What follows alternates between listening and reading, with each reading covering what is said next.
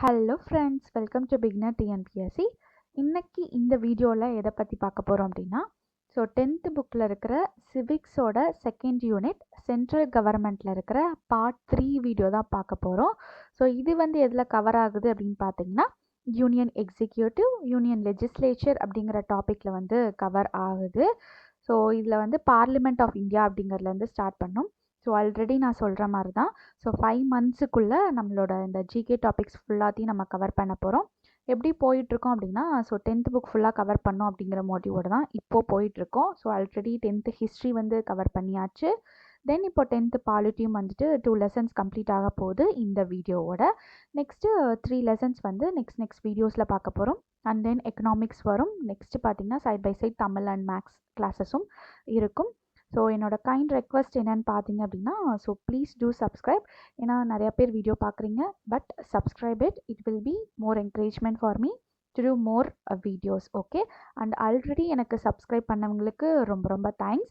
So அது மட்டும் இல்லாமல் நான் என்னோடய போஸ்ட்டில் பார்த்தீங்கன்னா மோட்டிவேஷ்னல் இமேஜஸ்லாம் போட்டுட்ருக்கேன்.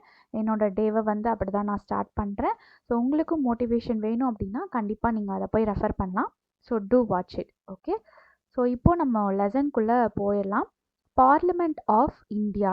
த parliament is the legislative organ of the union government. So parliament, நாடாளுமன்றம் அப்படிங்கிறது தான் ஒரு யூனியன் கவர்மெண்ட்டோட ஒரு ஆர்கனே, ஒரு உறுப்புனே சொல்கிற அளவுக்கு பார்லிமெண்ட் தான் இருக்குது. The parliament of India consist of 3 parts. 3 part இருக்குது. என்னன்னு கேட்டிங்கன்னா, பிரசிடென்ட், ராஜ்யசபா, லோக்சபா. ராஜ்யசபாங்கிறது கவுன்சில் ஆஃப் ஸ்டேட்ஸ், லோக்சபா அப்படிங்கிறது ஹவுஸ் ஆஃப் த பீப்புள் அப்படின்னு சொல்லி சொல்லுவோம். ஸோ ஏன் நான் லைன் பை லைன் ரீட் பண்ணிகிட்டு இருக்கேன் அப்படின்னா, இப்போ மோஸ்ட்லி அசர்ஷன் அண்ட் ரீசன் பேஸ்டாக தான் கொஷின்ஸ் வந்துட்டுருக்கு. ஸோ அதனால் லைன் பை லைன் படிக்கும்போது தான் நம்மளுக்கு வந்து ரெஜிஸ்டர் ஆகும். அண்ட் தென் ஒரு சின்ன சின்ன பாயிண்ட்ஸும் நம்மளுக்கு ஞாபகம் வரும். ஸோ அதுக்காக தான் லைன் பை லைன் படிக்கிறது. அதே மாதிரி இந்த கலர்ஸ்லாம் எதுக்காக ஹைலைட் பண்ணியிருக்கேன் அப்படிங்கிறது பார்ட் 1 வீடியோவிலேருந்தே சொல்லியிருந்திருப்பேன். ஸோ அதை போய் பார்த்துட்டு வந்துட்டு அதை கண்டினியூ பண்ணுங்கள், பார்ட் 1 அண்ட் பார்ட் 2 வீடியோ. தென் அப்படின்னா தான் கண்டினியூஷன் வந்துட்டு இருக்கும். என்ன சொல்கிறேன் அப்படிங்கிறது கொஞ்சம் கொஞ்சம் புரியும். அதே மாதிரி நான் டார்கெட்ஸும் ஒரு வீடியோவுக்கு கொடுத்துருக்கேன். ஸோ இந்த வீடியோக்கும் ஒரு டார்கெட் இருக்குது. ஸோ டார்கெட்டுக்கோட ஆன்சரை சர்ச் பண்ணி கீழே கமெண்ட் பண்ணுங்கள். அப்படின்னா தான் உங்கள் மைண்ட்லேயும் வந்துட்டு ஸ்டோர் ஆகும். ஸோ டார்கெட்டுங்கிறது ரொம்ப ரொம்ப இம்பார்ட்டண்ட்டானதான் நான் டார்கெட்டாக கொடுப்பேன். ஸோ அதை கீழே கமெண்ட் பண்ணிடுங்க. ஓகே, நெக்ஸ்ட்டு பார்த்தீங்கன்னா, இந்த ராஜ்யசபா அப்படிங்கிறது அப்பர் ஹவுஸ்ன்னு சொல்லுவோம், மேலவை. லோக்சபா அப்படிங்கிறது லோவர் ஹவுஸ், கீழவை அப்படின்னு சொல்லுவோம். இது ரெண்டும் சேர்ந்தது தான் நம்மளோட லெஜிஸ்லேச்சர். அதை என்ன சொல்லுவோம் அப்படின்னா, பை கேமரல் லெஜிஸ்லேச்சர் அப்படின்னு சொல்லி சொல்லுவோம். Next Rajya Sabha. The council of state or Rajya Sabha consist of 250 பேர் டோட்டலாக இருப்பாங்க. அதில் 238 பேர் வந்துட்டு யார் யாரெல்லாம் இருப்பாங்க அப்படின்னா, வேரியஸ் ஸ்டேட்ஸ் அண்ட் யூனியன் டெரிட்டரிஸ்லேருந்து எலெக்ட் பண்ணப்பட்டவர்கள் த்ரூ இன்டைரக்ட் எலெக்ஷன் மூலயமா. மீதி 12 பேர் வந்து பிரசிடென்ட் வந்து நாமினேட் பண்ணுவார். அந்த 12 பேர் எதில் வெல்வர்ஸ்டாக இருப்பாங்க அப்படின்னு கேட்டிங்கன்னா, லிட்ரேச்சர் ஆகட்டும், science, sports, arts and social service, இந்த மாதிரி வேரியஸ் நாலேஜஸும் கொண்டவர்கள் தான் அந்த 12 பேர். அவங்கள பிரசிடென்ட் தான் நாமினேட் பண்ணி டோட்டலாக 250 மெம்பர்ஸை நம்மளோட ராஜ்யசபா அப்படிங்கிற அப்பர் ஹவுஸில் வந்து ப்ளேஸ் பண்ணி இருப்பாங்க. ஓகே, நெக்ஸ்ட்டு ராஜ்யசபாவில் மெம்பர் ஆகணும் அப்படின்னா என்னென்ன குவாலிஃபிகேஷன்ஸ்லாம் அவங்களுக்கு இருக்கணும், என்னென்ன தகுதிகள்லாம் அவங்களுக்கு இருக்கணும்னு பார்த்தீங்கன்னா, அவங்க வந்து இந்தியாவோட குடிமகனாக இருக்கணும். So he must be a citizen of India. அதே மாதிரி 30 வயதிற்கு கீழ்ப்பட்டவராக இருக்கக்கூடாது. அப்போ 30 வயதுக்கு மேற்பட்டவராக இருக்க வேண்டும். Not be less than 30 years of age. He should not hold any office of profit under any government. So எந்த ஒரு கவர்மெண்ட் அஃபிஷியல் வேலையிலும் இருந்திருக்கக்கூடாது. அதில் வந்து சேலரி எதுவுமே வாங்கியிருக்கக்கூடாது. He should be a person with sound mind and monetarily solvent. So அவர் வந்து நல்ல மைண்டோடு இருக்கணும். தட் மீன்ஸ் ப்ரில்லியண்ட்டாக யோசிக்கிறவராக இருக்கணும். அது மட்டும் இல்லாமல் பார்த்தீங்கன்னா, ஸோ அவர் எக்கனாமிக்கலி ரொம்ப ஸ்ட்ராங்கராக இருக்கணும்னு சொல்கிறாங்க. He should not be the member of Lok Sabha or any other legislature. So எந்த லோக்சபாவில் வந்துட்டு மெம்பராகவும் இருந்திருக்கக்கூடாது, எந்த ஒரு லெஜிஸ்லேச்சர்லேயும் மெம்பராக இருந்திருக்கக்கூடாது. Okay, Next, terms of house. Rajya Sabha is a permanent house and it cannot be dissolved. So Rajya Sabha அப்படிங்கிறது ஒரு டெம்பரவரி ஹவுஸ் கிடையாது, பர்மனண்ட் ஹவுஸு. அந்த ராஜ்ய சபாவில் இருக்கிற மெம்பர்ஸ் எல்லாமே 6 இயர்ஸுக்கு வந்து ராஜ்யசபாவில் மெம்பர்ஸாக இருப்பாங்க. அதுலேயும் பார்த்தீங்கன்னா 1/3 மெம்பர்ஸை எவ்ரி 2 இயர்ஸில் வந்துட்டு ரிட்டையர்மெண்ட் ஆகிட்டே இருப்பாங்க. ஸோ அது இல்லாமல் நியூ மெம்பர்ஸும் எலெக்ட் பண்ணப்படுவாங்க அந்த சீட்ஸ் எல்லாம் வேக்கண்ட் ஆகாமல் ஃபில் பண்ணுறதுக்கு. இது ஆல்ரெடி நம்ம செகண்ட் வீடியோவில் பார்த்துருப்போம். வைஸ் பிரசிடென்ட் அப்படிங்கிறவர் ex officio chairperson of the Rajya Sabha. ஏன் எக்ஸ் ஆஃபீஸோ சேர்பர்சன் ஆஃப் ராஜ்யசபான்னு சொல்கிறோம் அப்படின்னா, அவர் வைஸ் பிரசிடென்ட் ஆகும்போதே சேர்மன் ஆஃப் ராஜ்யசபா அப்படிங்கிற போஸ்ட்டுக்கும் டைரெக்டாக போயிடுவார். ஸோ சேர்மன் ஆஃப் ராஜ்யசபா அப்படிங்கிற போஸ்ட்டுக்கு எந்த ஒரு எலெக்ஷனும் வச்சு நியமிக்கப்படுவது கிடையாது. வைஸ் பிரசிடென்ட்டே டைரெக்டாக சேர்பர்சன் ஆஃப் ராஜ்யசபா ஆயிடுவார். ஸோ அதனால தான் X officio chairperson of Rajya Sabha அப்படின்னு சொல்லி அவரை சொல்கிறோம். The deputy chairperson of the Rajya Sabha is elected by the members of the Rajya Sabha. So இவருக்கு சேர்பர்சனுக்கு டெபுட்டி சேர்பர்சன் அவர் இல்லாதப்போ அவரோட கடமைகளை வந்து இன்னொருத்தர் செய்யணும் இல்லையா, அவர் தான் டெபுட்டி சேர்பர்சன். அவரை யார் எலெக்ட் பண்ணுவா அப்படின்னா மெம்பர்ஸ் ஆஃப் ராஜ்ய சபாவில் இருக்கவங்க எலெக்ட் பண்ணுவாங்க. நெக்ஸ்ட்டு மணி பில். ஸோ இதில் இருக்கிற எல்லா பாக்ஸ் டேட்டாஸும் ரொம்ப ரொம்ப இம்பார்ட்டன்ட். ஸோ மணி பில் அப்படிங்கிறதுல ராஜ்யசபானால் எந்த ஒரு பவர்ஸுமே கிடையாது, எல்லாமே லோக்சபாவுக்கு தான் இருக்குது. மணி பில்ஸ் வந்து பாஸ் ஆகிறது எதுவாக இருந்தாலும். ஃபார் எக்ஸாம்பிள் இப்போது ஆனால் வந்துட்டு லோக்சபா கிட்ட மணி பில் பற்றி முடிவு எடுத்தாலும் ராஜ்யசபா கிட்டேயும் அது கொடுப்பாங்க. பட் ராஜ்யசபா அது வேணான்னு சொல்லி மறுத்துட்டாங்க. இல்லை 14 டேஸ்க்கு வந்து ரிப்ளையே பண்ணல அப்படின்னாலும் பில் வந்து ஆட்டோமேட்டிக்காக பாஸ் ஆகிடும். ஸோ ராஜ்யசபாவுக்கும் மணி பில் வந்து ரிஜெக்ட் பண்ணுறதுக்கான பவர்ஸ் வந்து கிடையாது. அதே மாதிரி Lok Sabha can reject all the proposal and pass it. So அதான் சொல்கிறாங்க, ராஜ்யசபா வந்து ரிஜெக்ட் பண்ணாலுமே லோக்சபா வந்து அந்த மணி பில்லை பாஸ் பண்ணுறதுக்கான பவர்ஸ் அவங்க கிட்ட இருக்குது. Okay. Election. Members of the Rajya Sabha are elected by the elected members of the state legislative assemblies. So சட்டமன்றத்தில் இருக்காங்க இல்லையா, ஸோ அவங்க ஸ்டேட் லெஜிஸ்லேட்டிவ் அசம்பிளிஸ், நம்மளோட ஸ்டேட்ஸில் சட்டமன்றத்தில் இருக்கிற எல்லாருமே வந்துட்டு என்ன பண்ணுவாங்க, ராஜ்யசபா மெம்பரை ஒருத்தரை தேர்ந்தெடுப்பாங்க. இன் அக்கார்டன்ஸ் வித் எந்த மாதிரி சிஸ்டம் அப்படின்னா சிங்கிள் டிரான்ஸ்ஃபரபிள் ஓட். இது ஆல்ரெடி நம்ம வந்து பிரசிடென்ட்டுக்கு பார்த்துருப்போம், சிங்கிள் டிரான்ஸ்ஃபரபிள் ஓட். அதே தான் இங்கே ராஜ்யசபா மெம்பரை வந்து தேர்ந்தெடுக்கும் போதும் பண்ணுறாங்க. அதை என்ன சொல்லுவோம் அப்படின்னு பார்த்தீங்கன்னா இன்டைரக்ட் எலெக்ஷன் அப்படின்னு சொல்லி சொல்லுவோம். இன்டைரக்ட் எலெக்ஷனாக என்ன, பீப்புளால் தேர்ந்தெடுக்கப்படாமல் இந்த மாதிரி சிங்கிள் டிரான்ஸ்ஃபரபிள் ஓட் அப்படிங்கிற வேரியஸ் பாலிசிஸை வச்சு ஓட் பண்ணுறது தான் வந்துட்டு இன்டைரக்ட் எலெக்ஷன் அப்படின்னு சொல்லி நம்ம சொல்லுவோம். நெக்ஸ்ட்டு லோக்சபா. லோக்சபா அப்படிங்கிறது ஒரு பாப்புலரான ஹவுஸ் நம்மளோட இந்தியன் பார்லிமெண்ட்டில். அதில் யார் யாரெல்லாம் இருப்பா அப்படின்னா பீப்புள் எலெக்ட் பண்ண ரெப்ரசன்டேட்டிவ்ஸ் இருப்பாங்க. So contains elected representatives of the people. Next maximum லோக்சபாவில் மேக்ஸிமம் எத்தனை பேர் இருக்கலாம், 552 பேர் இருக்கலாம். ஆனால் டுடே ப்ரெசண்ட்டில் வந்துட்டு 543 எலெக்டட் மெம்பர்ஸ் இருக்காங்க. அந்த 543 பேரில் 530 பேர் வந்துட்டு வேரியஸ் ஸ்டேட்ஸால் பீப்புளால் எலெக்ட் பண்ணப்பட்டவங்க. மீதி 13 பேர் வந்துட்டு பார்த்திங்கன்னா யூனியன் டெரிட்டரிஸ் பீப்புளால் எலெக்ட் பண்ணப்பட்டவங்க. 553 அப்படிங்கிறது டிஃப்ரெண்ட் ஸ்டேட்ஸ், 13 அப்படிங்கிறது யூனியன் டெரிட்டரி பீப்புளால் எலெக்ட் பண்ணப்பட்டவங்க. மீதி வந்து 2 பேர் இருப்பாங்க. அந்த 2 பேரை வந்துட்டு யார் எலெக்ட் பண்ணுவா, president generally nominates 2 members belongs to the Anglo Indian community. So Anglo Indian community பீப்புள்ஸை வந்துட்டு 2 பேரை பிரசிடென்ட் எலெக்ட் பண்ணுவார். ஓகே. இப்போ கரண்ட்டாக நம்மளோட லோக்சபாவில் எத்தனை பேர் இருக்காங்க அப்படின்னா 545 மெம்பர்ஸ் வந்துட்டு இருக்காங்க. மேக்ஸிமமாக 552 இருக்கலாம், மொத்தமாக 545 இருக்காங்க.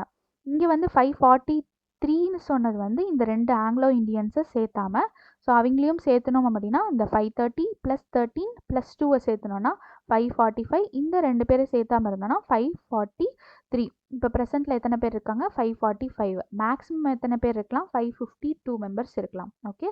Next qualification of the members. லோக்சபாவில் இருக்கணும்னா என்னென்ன தகுதிகள் அவங்களுக்கு வேணும் அப்படின்னா அதே தான், சிட்டிசன் ஆஃப் இந்தியாவாக இருக்கணும். இங்கே என்ன பார்த்தோம், 30 இயர்ஸ்னு பார்த்தோம் ராஜ்யசபாவுக்கு. லோக்சபாவில் என்ன பார்க்குறோம், 25 இயர்ஸுக்கு மேலே தான் இருக்கணும், அவங்கள மட்டும் தான் நியமிக்க முடியும். அதே மாதிரி இவரோட நேம் வந்துட்டு எலக்ட்ரல் ரோல்ஸ், அதாவது எலெக்ஷனில் போட்டிட்டு இருக்கிறது, அந்த மாதிரி எலக்ட்ரல் ரோல்ஸில் வந்து அவரோட நேம் இருந்திருக்கக்கூடாது. அதே மாதிரி கவர்மெண்ட் ஆஃபீஸஸில் எதுலேயுமே சேலரி வாங்கியிருந்துருக்கூடாது, கவர்மெண்ட் அஃபிஷியலாகவும் இருந்திருக்கக்கூடாது. அதே மாதிரி மென்டலி சவுண்ட் ப்ரில்லியண்ட்டாகவும் இருக்கணும், எக்கனாமிக்கலி சால்வெண்ட்டாகவும் இருக்கணும். terms of house, so terms of 5 years from the date of its first session. So Lok Sabha அப்படிங்கிறது 5 இயர்ஸ் வந்துட்டு அவங்களோட டேர்ம்ஸை it can be dissolved by the president. முன்னாடியே சொன்ன மாதிரி பிரசிடென்ட்டில் பார்க்கும்போது ஸோ பிரைம் மினிஸ்டரோட அட்வைஸின் பேரில் பிரசிடென்ட் வந்து லோக்சபாவை நடுவுலையேவும் ஸ்டாப் பண்ணுறதுக்கான பவர்ஸ் வந்து பிரசிடென்ட் கிட்ட இருக்குது அப்படின்னு சொல்லி பார்த்தோம். Next, the emergency provisions of the constitution enable the president to prorogue or dissolve the Lok Sabha either on the advice of the prime minister or on being convinced that no party or no alliance of parties enjoys necessary majority support in the house. Okay, நான் explain பண்ணதான் இந்த பேரால் வந்து இருக்குது. So பிரசிடென்ட்டுக்கு வந்துட்டு லோக்சபாவை அந்த 5 year terms முடியறதுக்கு முன்னாடியும் கலைக்கிறதுக்கான பவர்ஸ் வந்து பிரசிடென்ட் கிட்ட இருக்குது through the advice of the prime minister. Okay, next election. The members of Lok Sabha are directly elected by the people அப்படின்னு சொல்லி ஆல்ரெடி பார்த்தாச்சு. Next election commission of India arranges, supervisors and conducts elections to the Lok Sabha. So இந்த election யார் conduct பண்ணுவா அப்படின்னு கேட்டால் election commission of India அவங்க தான் கண்டக்ட் பண்ணுவாங்க. த்ரூ எது மூலியமாக யூனிவர்சல் அடல்ட் ஃப்ரான்சைஸ், ஸோ எல்லாருக்கும் வயது வந்த வாக்குரிமை அப்படின்னு சொல்லுவோம். ஸோ அது வந்து 18 வயதிற்கு மேற்பட்டவர்கள் தான் அது போட முடியும்னு பார்த்தோம். ஸோ அவங்க தான் லோக்சபா மெம்பர்ஸ் வந்து எலெக்ட் பண்ணுறாங்க. நம்மளோட Indian citizens above 18 years of age வந்து அவங்கள ஓட்டர்ஸ் இதில் வந்து ரெஜிஸ்டர் பண்ணி அவங்க வந்து லோக்சபா மெம்பர்ஸை தேர்ந்தெடுக்க முடியும் through universal adult franchise. Okay, next functions of the Lok Sabha. Any bill can be introduced and passed இந்த லோக்சபா. முன்னாடியே பார்த்த மாதிரி மணி பில் எல்லாமே வந்து லோக்சபானால எல்லா பில்ஸுமே பாஸ் பண்ண முடியும். அதே மாதிரி தான் இதுக்கும் ராஜ்யசபா மாதிரி தான் சேம் பவர்ஸ் இருக்குது. And in case of impeachment of the president and the judges of the supreme court, it has the same power as Rajya Sabha to participate in case of impeachment. So வந்து இம்ப்ரீச்மெண்ட் வந்து போடும்போது வந்துட்டு president ஜட்ஜஸ்க்கு எதிராக போடும்போது வந்துட்டு ராஜ்யசபா வந்து என்னென்ன பவர்ஸ்லாம் ஹேண்டில் பண்ணிச்சோ அதே மாதிரி லோக்சபாவுக்கும் எல்லா பவர்ஸும் இருக்குது. ஸோ இம்ப்ரீச்மெண்ட்னா வந்துட்டு ஜட்ஜஸை வந்துட்டு அவரோட பதவியிலேருந்து நீக்கிறது, பிரசிடெண்ட்டை வந்து பதவியிலேருந்து நீக்கிறது இஃப் சம் கான்ஸ்டிடியூஷனல் லாஸ் வந்து பிரேக் பண்ணும்போது. Okay, it has equal power as Rajya Sabha in passing any bill for constitutional amendments. So சீர்திருத்தங்கள் செய்கிறதுக்கு ஒரு அமெண்ட்மெண்ட்டை வந்து பாஸ் பண்ணுறாங்க அப்படின்னா ராஜ்யசபா மாதிரி லோக்சபாவுக்கும் அந்த உரிமை இருக்குது. Lok Sabha members have the power to elect the president, vice president. இது ரொம்ப இம்பார்ட்டன்ட். ஸோ லோக்சபாக்கு என்ன பவர் இருக்குது அப்படின்னு கேட்டால் பிரசிடென்ட் அண்ட் வைஸ் பிரசிடென்ட்டை எலெக்ட் பண்ணுறதுக்கான பவர் இருக்குது. Motion of no confidence can only be introduced in Lok Sabha. So நம்பிக்கையில்லா தீர்மானம் அப்படிங்கிறது லோக்சபாவில் மட்டும்தான் இது பண்ண முடியும். ஸோ இது ஸ்பெஷல் ஃபீச்சர் ஆஃப் லோக்சபா அப்படின்னே சொல்லலாம். மோஷன் இது ரொம்ப important. Motion of no confidence can only be introduced in Lok Sabha. If it is passed, then the Prime Minister and other Council of Ministers need to resign from their post. So இந்த நம்பிக்கையில்லா தீர்மானம் வந்து நிறைவேற்றப்படும் போது prime minister ஆகட்டும் இல்லை other council of ministers ஆகட்டும் அவங்களோட போஸ்ட்லேருந்து விலக வேண்டும். ஓகே, இப்போது ராஜ்யசபா மெம்பர் எத்தனை பேர் இருக்காங்க அப்படின்னு கேட்டிங்கன்னா 18 மெம்பர்ஸ் இருக்காங்க. லோக்சபாவில் 39 மெம்பர்ஸ் ஃப்ரம் தமிழ்நாட்டிலேருந்து இத்தனை பேர் இருக்காங்க. Okay, next the speaker. The Lok Sabha is presided over by the speaker who is elected by its members. So லோக்சபாவில் அதை வழிநடத்தி செல்றவர் யார் அப்படின்னு கேட்டிங்கன்னா ஏதோ ஒரு கயாஸ் கன்ஃபியூஷன்ஸ் வருது அப்படின்னா அது எல்லாத்தையும் வழிநடத்தி செல்றவர் ஸ்பீக்கராக தான் இருப்பார். The office of the speaker occupies an essential position in our parliamentary democracy. The speaker continues to be in the office even in the house dissolved till a new speaker is elected by the new Lok Sabha. So Lok Sabha வந்துட்டு prime minister வந்து 5 இயர்ஸ்க்குள்ளேயே வந்துட்டு லோக்சபா வந்து dissolve பண்ணுறாரு அப்படின்னாலுமே speaker வந்து அந்த இடத்துல வந்து நிர்வகிச்சுட்டே தான் இருப்பார் அன்டில் ஒரு புது ஸ்பீக்கர் வந்துட்டு புது லோக்சபா மெம்பர்ஸ் வந்து உள்ளே வந்து புது ஸ்பீக்கர் நியமிக்கிற வரைக்கும் அந்த ப்ரீவியஸ் ஸ்பீக்கர் வந்து அவரோட பொசிஷன்லேயே தான் இருப்பார். Next the speaker presides over a joint sitting of the 2 houses of the parliament. So speaker அப்படிங்கிறவர் 2 பார்லிமெண்ட்டுக்குமே பொதுவானவர் தான் அப்படின்னு சொல்கிறாங்க. He has the power to decide whether a bill is money bill or an ordinary bill. So ஒரு bill pass பண்ணுறாங்க அப்படின்னா அது மணி பில்லா ஆர்டினரி பில்லா அப்படிங்கிறத டிசைட் பண்ணுறது ஸ்பீக்கர் தான். while the office of speaker is vacant or the speaker is absent from the sitting of the house, the deputy speaker presides. அங்கே பார்த்த மாதிரி சேர்மேன் வைஸ் டெபுட்டி சேர்மேன் பார்த்த மாதிரி இங்கே ஸ்பீக்கர் டெபுட்டி ஸ்பீக்கர் அப்படின்னு சொல்லி இருக்காங்க. ஓகே, ஸ்பீக்கர் வரல அப்படின்னா டெபுட்டி ஸ்பீக்கர் வந்து ஸ்பீக்கரோட பதவி எல்லாத்தையும் ஹேண்டில் பண்ணுவார். Okay, except when a resolution for his own removal is under consideration. Okay, next இது ரொம்ப important, budget parliament session.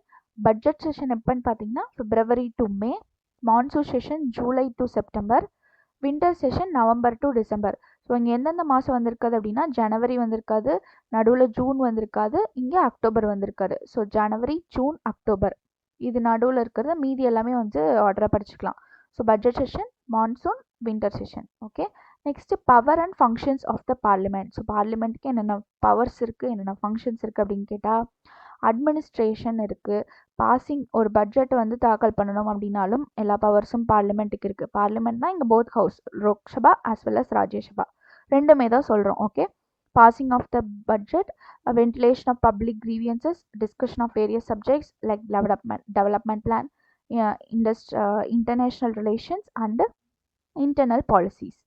Next, parliament is also vested with powers to impeach, so அவரோட president பதவி விலக வைக்கிறதாகட்டும், or removal of supreme court judge, high court judge, chief electoral commissioner, comptroller, auditor general of India, இவங்க எல்லாத்தையும் பதவி விலக வைக்கிறது பார்லிமெண்ட்டுக்கு Lok Sabha as well as Rajya Sabha ரெண்டுக்குமே உரிமை இருக்குது. Next the parliament has the power to change the boundaries of the state. இது important. So நாடாளுமன்றத்துக்கு ஒரு ஸ்டேட்டோட பவுண்ட்ரி சின்னது பண்ணுறதாகட்டும் இல்லை விரிவு பண்ணுறதாகட்டும் எல்லா ரைட்ஸும் பார்லிமெண்ட்டுக்கு இருக்குது. Next attorney general of India. So constitution article 76 என்ன சொல்லுது அப்படின்னா அட்டார்னி ஜென்ரல் ஆஃப் இந்தியாவை பற்றி சொல்லுது. ஸோ இவர் யார் அப்படின்னு கேட்டால் ஒரு சுப்ரீம் கோர்ட்டில் ஒரு ஹையஸ்ட்டு பொசிஷனாக இருக்கார். இவர் தான் வந்து லீகல் அட்வைசராக இருப்பார் நம்மளோட கவர்மெண்ட்டுக்கு. ஓகே, யார் அப்பாயிண்ட் பண்ணுவா இவர் அப்படின்னு கேட்டால் அட்டார்னி ஜென்ரலை பிரசிடென்ட் தான் அப்பாயின்மெண்ட் பண்ணுவார். இவர் வந்து ஒரு person judge of the supreme court அப்படின்னு சொல்கிறோம், அவர் தான் அட்டார்னி ஜென்ரல். நெக்ஸ்ட்டு இவர் வந்து எப்போ வேணாலும் பிரசிடென்ட் ரிமூவ் பண்ண முடியும். அதுவும் இல்லாமல் அவரும் ரிசைன் வந்து டைரெக்டாக பிரசிடென்ட் கிட்ட பண்ணிவிட்டு அவரோட வேலையை வந்து ராஜினாமா பண்ணிடலாம். நெக்ஸ்ட் பார்த்தீங்கன்னா அட்டார்னி ஜென்ரலுக்கு என்னென்ன டியூட்டிஸ் இருக்குன்னு கேட்டிங்கன்னா to give advice to the government of India upon such legal matters. ஏதாவது கவர்மெண்ட் வந்து ஏதாவது ஒரு கோர்ட்டில் இதுவாகிறதாகட்டும், ஸோ கவர்மெண்ட்டோட சைடில் வந்து யார் வாதாடுவா அப்படின்னு கேட்டால் அட்டார்னி ஜென்ரல் தான் வந்துட்டு வாதாடுவாங்க. Okay, legal matters which are referred to him by the president. Next, Attorney General of India has the right of audience in all courts in the territory of India. So அவர் வந்து எந்த கோர்ட்டில் வேணாலும் இந்தியாவுக்குள்ளே எந்த கோர்ட்டில் வேணாலும் போய் வாதாடுறதுக்கான உரிமை வந்து அட்டார்னி ஜென்ரல் ஆஃப் இந்தியாவுக்கு இருக்குது. Further he has the right to speak and to take part in the proceedings of both houses of the parliament or their joint sitting and any committee of the parliament of which may be named a member but without a right to vote. இவருக்கு வந்து இந்த மாதிரி உரிமைகள்லாம், so இந்த house of the parliament ஆகட்டும், லோக்சபா, ராஜ்யசபா இந்த மாதிரி இடத்துலலாம் போய் பேச முடியும். பட் என்ன பண்ண முடியாது அப்படின்னு கேட்டிங்கன்னா அவருக்கு வந்து ஓட் பண்ணுறதுக்கான உரிமை கிடையாது. ஸோ ஒன்று பார்த்தோம் இல்லையா, ஒரு இது ஓட் பார்த்தோம், கேஸ்டிங் ஓட் அப்படின்னு சொல்லிட்டு பார்த்தோம். அது வந்து வைஸ் பிரசிடெண்ட் தான் வந்து எக்ஸ்ட்ரா அவரோட ஓட் கொடுத்து, ஸோ 50-50 இருப்பாங்க, எக்ஸ்ட்ரா ஓட் கொடுத்து இது பண்ணுவோன்னு பார்த்தோமா. அதே இங்கே பார்த்தீங்கன்னா அட்டார்னி ஜென்ரல் வந்து ஓட்டே போட முடியாது, அவருக்கு வந்து ஓட்டிங் ரைட்ஸே வந்துட்டு கிடையாது அப்படின்னு சொல்லி சொல்கிறாங்க. He enjoys all the privileges and immunities that are available to a member of parliament. So பார்லிமெண்ட்டில் இருக்கிற லோக்சபா ராஜ்யசபா மெம்பர்ஸுக்கு என்னென்ன ரைட்ஸ் இருக்கோ எல்லா ரைட்ஸும் இவருக்கும் இருக்குது. ஓகே, நெக்ஸ்ட்டு ஜுடிஷியரி தான் third organ of our government அப்படின்னு சொல்லுவோம். It plays a vital role in protecting the rights and freedom of the citizens. So judiciary எதுக்காக இருக்குது அப்படின்னு கேட்டால் நம்மளோட லாவை வந்து மெயின்டைன் பண்ணுறது, ஃப்ரீடம் சிட்டிசன்ஸுக்கு முழுமையான ஃப்ரீடம் இருக்கா, அவங்களுக்கான ஃபண்டமெண்டல் ரைட்ஸ் எல்லாமே கிடைக்குதா அப்படிங்கிறத அதெல்லாம் ப்ரொடெக்ட் பண்ணுறது யாருன்னு கேட்டால் நம்மளோட ஜுடிஷியரி தான். அங்கே யார் வரா அப்படின்னு கேட்டால் சுப்ரீம் கோர்ட் வராங்க. அவங்கள தான் என்ன சொல்லுவோம், ஸோ இந்த கலரில் ஹைலைட் பண்ணியிருக்கிறது எல்லாமே இஸ் த அப்படின்னு சொல்லுவோம். ஒரு ஸ்பெசிஃபிக் இதை வந்துட்டு இப்படி சொல்லியிருப்பாங்க அப்படிங்கிறது. ஸோ சுப்ரீம் கோர்ட்டை கார்டியன் ஆஃப் கான்ஸ்டியூஷன் அப்படின்னு சொல்கிறோமா. ஸோ அந்த மாதிரி இது எல்லாத்தையுமே நான் இந்த ரெட் கலரில் ஹைலைட் பண்ணியிருக்கேன். ஸோ கார்டியன் ஆஃப் கான்ஸ்டியூஷன் சொல்லுவோம். அது இல்லாமல் பார்த்தீங்கன்னா அவர் ஜுடிஷியரி அப்படிங்கிறது ஒரு அட்டானமஸ் ஆனது. லெஜிஸ்லேட்டிவ் அண்டு எது மாதிரி அப்படின்னு கேட்டால் லெஜிஸ்லேட்டிவ் அண்ட் எக்ஸிக்யூட்டிவ் மாதிரி ஜுடிஷியரியும் வந்துட்டு ஒரு அட்டானமஸ் இதுதான். And integrated judiciary means a single judicial hierarchy for the whole country. So நிறையா சப்டிவிஷன்ஸ் இருந்தாலுமே எல்லாமே சேர்ந்து கடைசியில் சுப்ரீம் கோர்ட் அப்படிங்கிற ஒரே ஒரு இதில் தான் வந்து நிற்குது இல்லையா, ஹோல் கண்ட்ரியுமே அதான் வந்து டாப்பாக இருக்கு இல்லையா. ஸோ அதான் சொல்கிறாங்க judiciary means a single judicial hierarchy for the whole country. The judiciary plays an important role in defense the right and freedom of the citizens. So சிட்டிசன்ஸுக்கு அவங்களோட ஃப்ரீடம் மறுக்கப்படும் போதும் இல்லை அதர் இது வந்து ரைட்ஸ் வந்து மறுக்கப்படும் போதும் கண்டிப்பாக வந்து ஜுடிஷியரி அப்படிங்கிறது சுப்ரீம் கோர்ட் அப்படிங்கிறது தலையிடும். இது வந்து ரொம்பவே இம்பார்ட்டண்ட் ரோல் ப்ளே பண்ணுது. எதுக்காக அப்படின்னா நம்மளோட கான்ஸ்டிடியூஷனை வந்து கரெக்டாக மெயின்டைன் ஆகுதா, லா ஆர்டர்லாம் எல்லாம் கரெக்டாக ஃபாலோ ஆகுதா அப்படிங்கிறது எல்லாமே நம்மளோட சுப்ரீம் கோர்ட் தான் பார்த்துக்கிறாங்க. அதே மாதிரி சுப்ரீம் கோர்ட் எங்கே லொக்கேட் ஆகிருக்குன்னு கேட்டால் நியூ டெல்லியில் லொக்கேட் பண்ணாங்க. எப்போ அதை இனாக்ரேட் பண்ணாங்க அப்படின்னு கேட்டால் January 28, 1950. ஸோ January 26, 1950 அப்படிங்கிறது வந்துட்டு ரிப்பப்ளிக் டேவாக வந்துட்டு நம்ம செலிப்ரேட் பண்ணியிருப்போம். நம்மளோட கான்ஸ்டியூஷன் புக் வந்து அப்போ தான் வந்து நம்ம ஏற்றுக்க ஆரம்பிச்சிருந்திருப்போம். ஸோ அதுக்கு 2 நாள் கழிச்சு என்ன ஆகுது, சுப்ரீம் கோர்ட்டை வந்து ஓப்பன் பண்ணுறாங்க நியூ டெல்லியில். அதுக்கப்புறம் இது வந்து சுப்ரீம் கோர்ட் எங்கேருந்து வந்துச்சு அப்படின்னு கேட்டால் ஃபெடரல் கோர்ட் ஆஃப் இந்தியா அப்படிங்கிறது government of India act 1935 release பண்ணியிருப்பாங்க. So 2 government of India act முக்கியமாக படிச்சிருந்திருப்போம். என்னென்னு பார்த்தீங்கன்னா government of India act 1999, government of India act 1935. அந்த கவர்மெண்ட் ஆஃப் இந்தியா ஆக்ட் 1935 தான் பார்த்தீங்கன்னா இந்த ஃபெடரல் கோர்ட் ஆஃப் இந்தியான்னு வந்திருக்கு. அதுலேருந்து வந்தது தான் நம்மளோட சுப்ரீம் கோர்ட் அப்படின்னு சொல்லி சொல்கிறாங்க. ஓகே, நெக்ஸ்ட்டு பார்த்தீங்கன்னா composition of the supreme court. So 1950 தான் வந்து நம்மளோட சுப்ரீம் கோர்ட் வந்து இது பண்ணாங்கன்னு பார்த்தோம். அதில் ஸ்டார்டிங்கில் எத்தனை ஜட்ஜஸ் இருந்தாங்க அப்படின்னா 8 ஜட்ஜஸ் இருந்தாங்க, இன்க்ளூடிங் சீஃப் ஜஸ்டிஸ் அப்படிங்கிறது. ஸோ இப்போ தான் வந்துட்டு இந்த வீடியோக்கான டார்கெட்டு என்னன்னு பார்த்தீங்கன்னா, இப்போது அட் ப்ரெசண்ட்டில் நம்மளோட சுப்ரீம் கோர்ட்டில் சீஃப் ஜஸ்டிஸோட சேர்த்து எத்தனை டோட்டல் ஜட்ஜஸ் இருக்காங்க அப்படிங்கிறத கீழே கமெண்ட் பண்ணுங்கள். ஸோ இது ரொம்ப இம்பார்ட்டண்ட். ஸோ இதை வந்து கீழே கமெண்ட் பண்ணுங்கள். இதுதான் இந்த வீடியோக்கான target. Okay, next appointment of judges. Judges யார் அப்பாயின்மெண்ட் பண்ணுவா, சீஃப் ஜஸ்டிஸ் யார் அப்பாயின்மெண்ட் பண்ணுவா, பிரசிடெண்ட் தான் வந்துட்டு அப்பாயின்மெண்ட் பண்ணுவார். அதர் ஜட்ஜஸ் எல்லாத்தையுமே பிரசிடெண்ட் அப்பாயின்மெண்ட் பண்ணுவார். எப்போ அப்படின்னா சீஃப் ஜஸ்டிஸ் ஹெட் வந்து அட்வைஸ் பண்ணுறோம் பேரில் வந்துட்டு அதர் ஜட்ஜஸையும் பிரசிடெண்ட் வந்து அப்பாயின்மெண்ட் பண்ணுவார். நெக்ஸ்ட்டு சுப்ரீம் கோர்ட் ஜட்ஜஸ்க்கான குவாலிஃபிகேஷன் என்னென்னு பார்த்தீங்கன்னா ஆஸ் யூஷுவல் சிட்டிசன் ஆஃப் இந்தியாவாக கண்டிப்பாக இருக்கணும். அதே மாதிரி ஹைகோர்ட் ஜட்ஜாக வந்து 5 வருஷம் ஒர்க் பண்ணியிருக்கணும். ஹைகோர்ட்டோட அட்வொகேட்டாக 10 வருஷம் இது பண்ணியிருக்கணும், ஒர்க் பண்ணியிருக்கணும். அதே மாதிரி பிரசிடெண்ட் கிட்ட ஒரு நல்ல ஜட்ஜு அப்படிங்கிற பேர் வாங்கி அவரோட ஒப்பீனியன் பேரில் தான் சுப்ரீம் கோர்ட் ஜட்ஜ் வந்து தேர்ந்தெடுக்கப்படுகிறார். Next the constitution also provides for the appointment of judges to the supreme court on and temporary basis.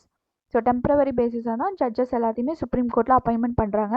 So பிரசிடெண்ட்டுக்கு வந்து சுப்ரீம் கோர்ட் ஜட்ஜை வந்து அவரோட பதவியை வந்து நீக்கிறதுக்கான எல்லா ரைட்ஸும் வந்துட்டு இருக்குது அப்படிங்கிறத பார்த்துருக்கோம். Next, the Chief Justice and other judges of the Supreme Court hold the office of up to the age of 65 years. So 65 years வரைக்குமே வந்து அவங்களோட ஏஜ் வந்து 65 இருக்கிற வரைக்கும் சுப்ரீம் கோர்ட் ஜட்ஜஸாக வந்து இருக்கலாம், சீஃப் ஜஸ்டிஸாக இருக்கலாம். Okay, the judges of the Supreme Court can resign by their term by giving their resignation in writing to the president. So அவங்களுக்கு வந்து அவங்களோட வேலையை வந்துட்டு ராஜினாமா செய்யணும் அப்படின்னா பிரசிடென்ட் கிட்ட டைரெக்டாக போய் ரெசிக்னேஷன் கொடுத்து அவங்க பதவியிலிருந்து விலகலாம். The parliament also has the power to remove the judge by invoking impeachment provision.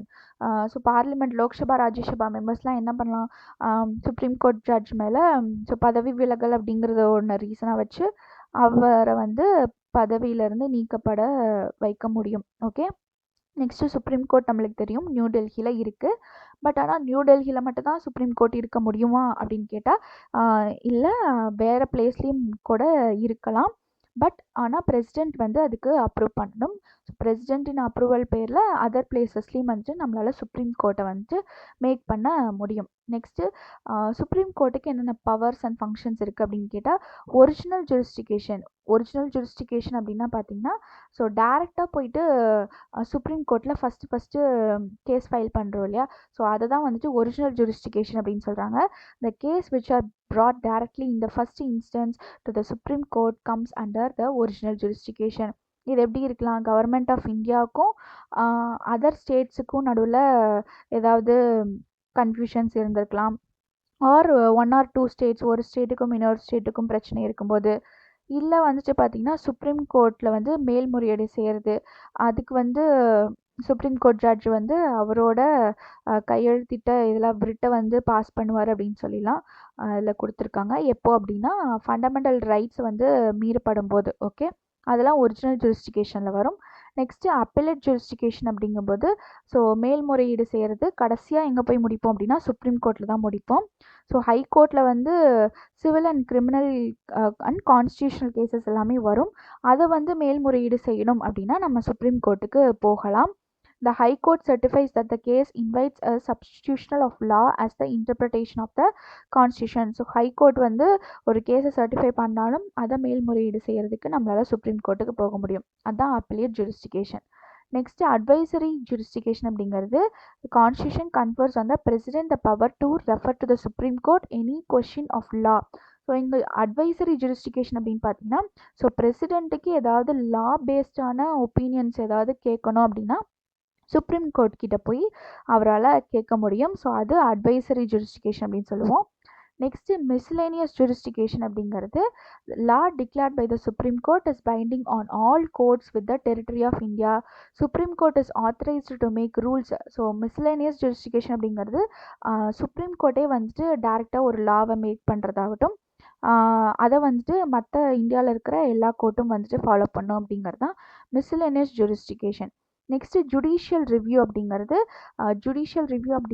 Judiciary நம்மளோட அன்கான்ஸ்டிடியூஷனாக போகும்போது அதை சரி செய்கிறதுக்கான லா மேக் பண்ணுறது, அது எல்லாமே வந்துட்டு ஸோ ஜுடிஷியரி பேஸ்டாக இருக்கிறது எல்லாமே சுப்ரீம் கோர்ட் பார்க்குறது வந்துட்டு, அதாவது நம்மளோட கான்ஸ்டியூஷனுக்கு மீறி ஏதாவது லா பாஸ் ஆனாலோ அதை வந்து தடுக்கிறதாகட்டும், இதெல்லாமே சுப்ரீம் கோர்ட் வந்து பண்ணணும்.